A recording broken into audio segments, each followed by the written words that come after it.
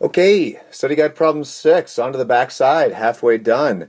We have another exponential problem. This time we're looking at earning interest in a bank account. And so let's take a look at it. So, first off, notice that we have our equation there. You're going to get that on your test, so don't worry about memorizing that. But I really do think it would be good for you to understand why this equation makes sense, just in terms of knowing how to do this in real life if you're going to have a bank account. Anyways, so you have decided to start an interest-earning savings account. Your initial deposit into the account is $2,500, and you will earn interest at an annual rate of 2%, which is more than you would actually get. If the account is compounded monthly, how much will be in your account after 4 years? Use the following equation to answer this question. Well, let's just start filling out what we know. Nothing tricky to these problems, just a matter of knowing what goes where and plugging it into your calculator accordingly. So, let's start off. A is the account balance after T years. We don't know that. That's what we want to find. So we have A.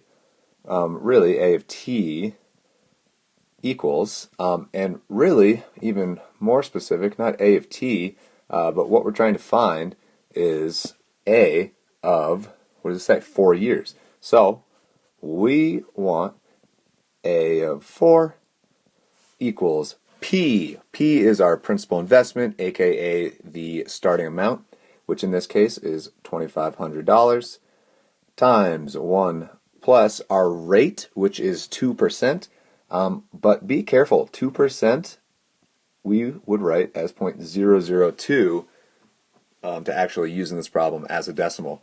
Now you can get that by just taking 2, the percent, and dividing it by 100 if you don't remember that.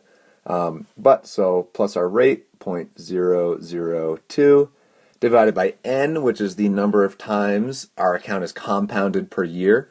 And we're told that it's compounded monthly, and there are 12 months in a year, so n has to be 12. Close that off, and then we have our exponential part, which, again, it's kind of hard to see on this, but that says nt. Again, n is the number of times it's compounded per year. In this case, monthly, so 12, times t, the number of years, 4 years. Now, again, you got a couple options. You can plug this into your calculator in one step. You can do it in steps. But honestly, I would just do it in one step. And to do that, it's going to look like this. 2,500, then put a parenthesis, 1 plus 0.002 divided by 12. And notice I don't actually even have any parentheses there because order of operations is going to do that division before it adds to that 1. So that will actually work in our favor. And then go ahead and hit the caret button, which is right there above the division symbol. You'll get a caret. Put a parenthesis, which is right there to open it. And then type your exponent, which in this case is 12 times 4. And then close your parenthesis. Notice it jumped down to a second line. It will actually do that on your calculator too. You won't be able to fit it all there, but that's okay. Do that and hit enter, and you should get the number 2,520.078. 534 is what the total decimal you will get. But again, think about what we're talking about. We're talking about money. And they will not give you fractional pennies. So your answer should really be 2,520.07. Notice I didn't round that up that time because the bank is not likely to round up your money. That's probably what you would get. I don't really know for certain, but that would be my guess.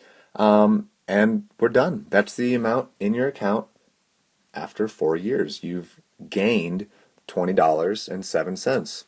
I don't know, maybe that's worth it, maybe it's not.